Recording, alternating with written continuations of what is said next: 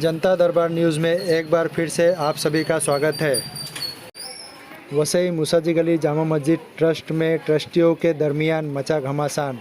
इससे पहले जो न्यूज़ बनी थी पार्ट 1, उसमें डॉक्टर नसीर अहमद शेख ने क्या कुछ कहा था आप लोगों ने देखा था। ये है न्यूज़ पार्ट 2। इसमें आप देखेंगे बाकी दूसरे ट्रस्टियान याहिया तलहा पटेल और आवाम का क्या कुछ कहना है। इसमें आगे आप देख सकते हैं और पूरी न्यूज़ को समझने के लिए अंत तक ज़रूर देखें। इसी तरह की खबरों के लिए हमारे चैनल के साथ जुड़े रहें। धन्यवाद। सर आपका नाम? याहिया तलहा पटेल।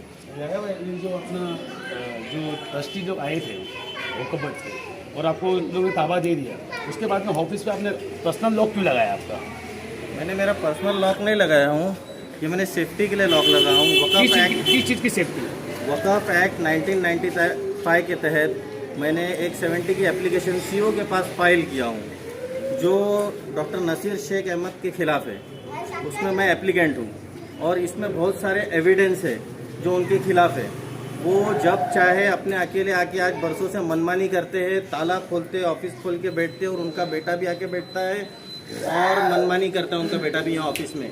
इसकी पूरी किसी ने राइट दिया, उसके बेटे को उनको राइट किसी ने दिया। वो बोलता है, वो यहाँ तक कि मेरे को भी ऑफिस से बाहर निकाले थे इन लोगों ने कि भाई मैं हमारी चलेंगी उनके लड़के ने। और इसकी गवाही मेरे पास वीडियो है और लोग मौजूद है यहाँ पर जिन्होंने देखे। वो आता था और चाबी उछालता था यहाँ पे और लोगों को बताता कहता देखो मेरे डैडी ने मेरे को ऑफिस की चाबी दी है। ये सारी मनमानी ख़त्म करने के लिए हमने ये ताला लगाए। जहीर भाई ट्रस्टी और मोहम्मद भाई हनीफ शेख ये भी इससे इत्तेफाक रखते हैं कि कम से कम ऑफिस खोलने के वक्त 3 ट्रस्टी यहाँ पे हाजिर रहे जो कायदा बोलता है। ये नहीं कि अपनी मनमानी चलेंगी, जो पेपर आए लेके गए, ये नहीं। ये यहाँ पे सब कालाकंडी चलती थी।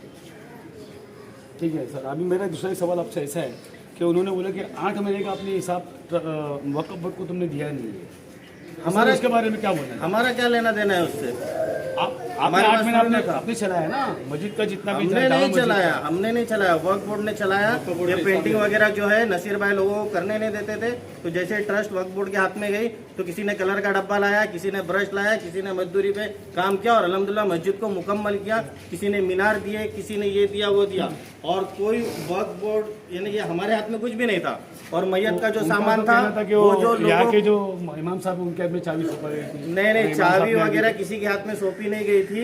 ये वक्फ बोर्ड ही चला रहा था। और यहाँ तक कि मैयत का जो ये लेते थे लोगों से 4-4.5 हज़ार रुपये लेते थे और दाखिले का 1000 रुपये अलग लेते थे। ये सारी चीज़ें जब इनको नसीर भाई को यहाँ से निकाल दिए, इनकी हकाल पट्टी कर दिए, तो फिर वो 2000 रुपये आ गए और ज़रूरतमंदों के लिए हमने फ्री कर दिए थे कि भाई। और अल्हम्दुलिल्लाह इस साल जो कब्रिस्तान की साफ़ सफाई हुई थी वो कभी पिछले 40 साल में नहीं हुई, 50 साल में नहीं हुई।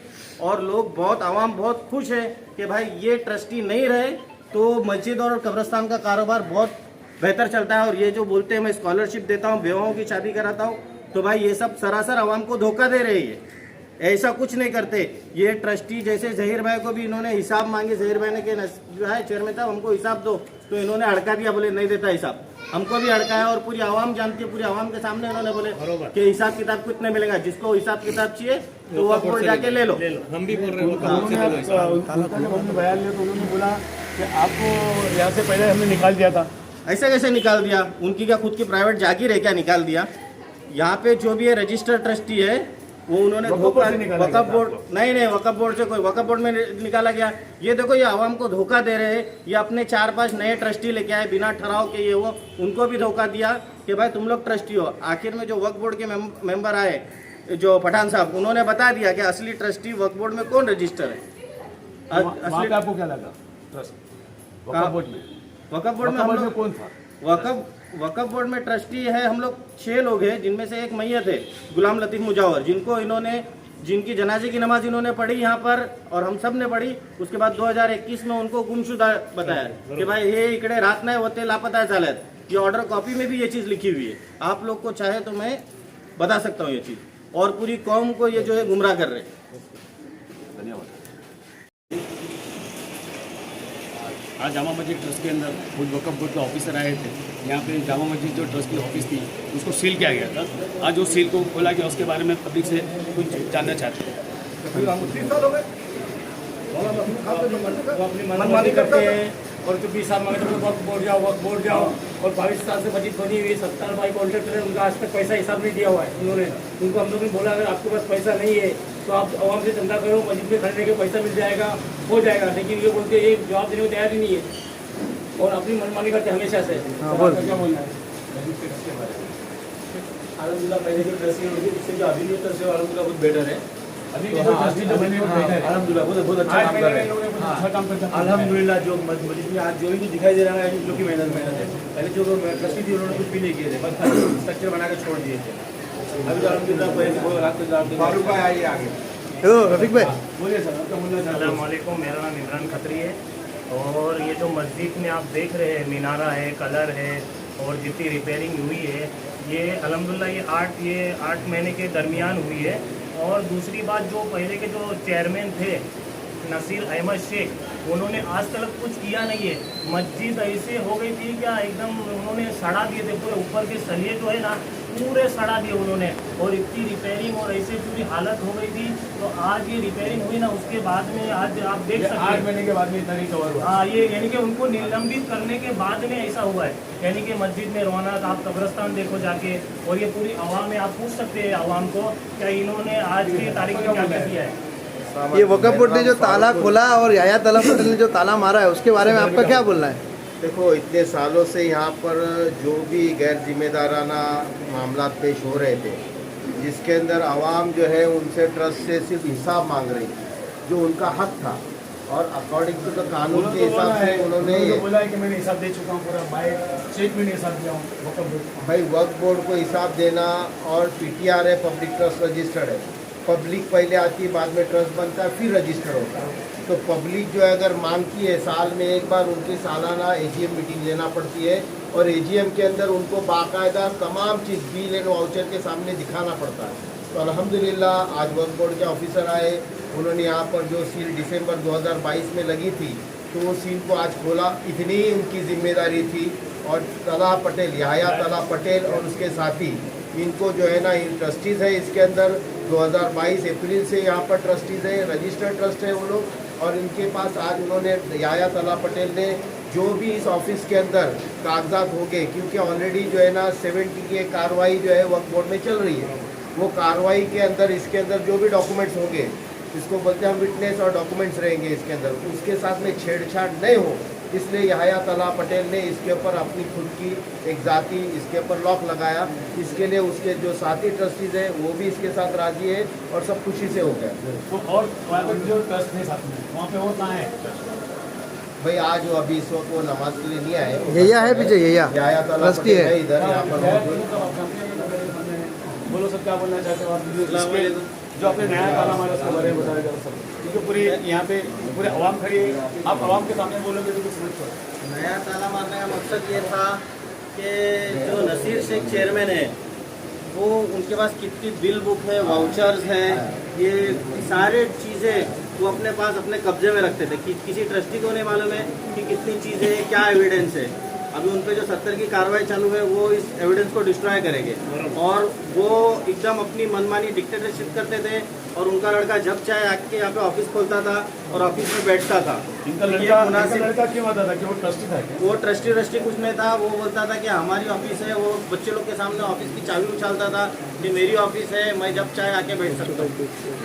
सर आपका क्या बोलना है? अस्सलाम वालेकुम, मेरा नाम आसिफ इकबाल मिस्त्री है। मेरा बोलने का मतलब क्या है कि आज 8 महीने से जो अवाम के हाथ में जो ये थी ना ट्रस्ट, औरंगाबाद हाई कोर्ट के अंदर में वक्फ बोर्ड के बहुत अच्छी थी, क्योंकि 8 महीने का आज नसीर अहमद शेख चेयरमैन वो हमारे को बोल रहे कि हिसाब दो कि 1.5 लाख रुपए के हिसाब से हिसाब हो रहा है, तो 8 महीने का हिसाब दो। तो मेरा उन्होंने बोला कि 1.5 लाख रुपया, हाँ। और मेरा कहना मतलब ये है कि उन्होंने 40 साल से क्या किया, अवाम को हिसाब दिए उन्होंने। 40 साल से हिसाब नहीं दिया। हम लोग ने जब हिसाब मांगा तो हमारे पे 11 लोग 8 लोगों पे केस कर दिए बिना वजह। हम लोगों ने यही मांगा कि हमारे को हिसाब चाहिए। 40 साल से मस्जिद इनकम्प्लीट है, मस्जिद में कोई काम नहीं किया उन्होंने, कलर का काम, दरवाजे का काम, बाथरूम का काम, वजू खाने का काम, कोई काम नहीं किया, पूरा खाली स्ट्रक्चर की वाट आगे रखे थे। तो कितने आदमी पे केस हुए? हमारे 8 लोगों पे उन्होंने औरंगाबाद में बेफजूल केस किए। इसका पैसा कौन देगा? ये इनको हिसाब देने वाले के ये जो औरंगाबाद जाते हैं 2-2 आदमी को लेके, 5-5 आदमी को लेके जाते हैं औरंगाबाद के अंदर, वकील की फीस, ये कहाँ से हिसाब देंगे? इनके पास इनका बाप का पैसा थोड़ी है, अपनी मस्जिद का पैसा है ये अवाम का पैसा है। इनको अवाम को हिसाब देने में हमने हिसाब मांगा प्यार से कि हमारे को आज हिसाब चाहिए। 40 साल से तुमने हिसाब नहीं दिए, तो उन्होंने हमारे को क्या बोला, औरंगाबाद देख लो, औरंगाबाद में आओ। जब हम औरंगाबाद में लड़े, हमारे जो दोस्त है, हमारे ट्रस्टी जो भी है, हमारे इनको जो निलंबित किया है ना, हमको बहुत अच्छा लगा।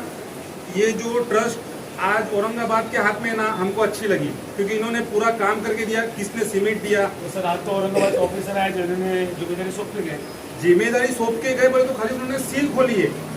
हमारे को हिसाब किताब नहीं मिला है अभी तक, बहुत सही, बहुत सही। हिसाब नहीं मिला है। अवाम को हिसाब मिलना बहुत जरूरी, क्योंकि ये इनकी जाती प्रॉपर्टी नहीं है, ये अवाम की मिल्कियत है। हमारा कहना ये है कि जो वक्फ बोर्ड के अंडर में 8 महीने से जो चल रहा था ना, हम बहुत खुश है उसके अंदर हमारी अवाम आज। और आज जो कब्रिस्तान का काम जो हो रहा है, बचपन से मैं देख रहा हूँ, कब्रिस्तान में कभी इन्होंने ऐसा काम नहीं कराया, कभी नहीं।